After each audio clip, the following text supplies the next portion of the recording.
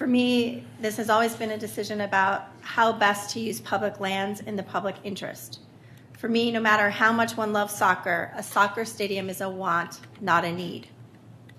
I approached this decision with awareness that there's broad consensus among economists that stadium deals arise from a race to the bottom between cities and benefit the owners and do not benefit cities. Though substantially improved from June and last week, being the best of a bunch of bad deals is not high praise in my mind. I continue to be uncomfortable providing taxpayer subsidies for the profits of out-of-town owners at the expense of real needs the city has, including affordable housing, green spaces, and public transit.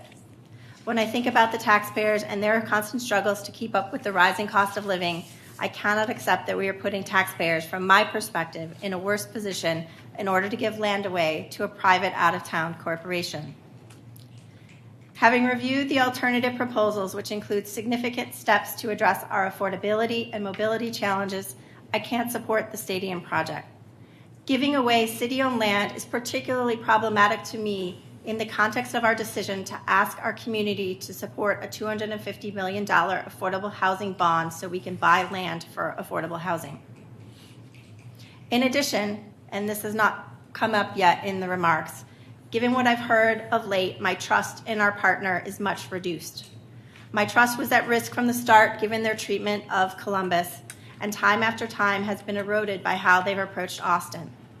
Last week, PSB's lobbyists stood before us and said they are, and I quote, in the business of trying to make money on this deal, and yet they want us to accept their claim that this is for a public purpose.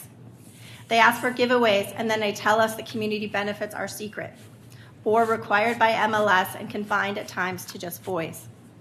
When gender equity issues are raised by this dais, they respond that they didn't think about that. And now we hear from Columbus that they have been dismissive of efforts there to support women's soccer.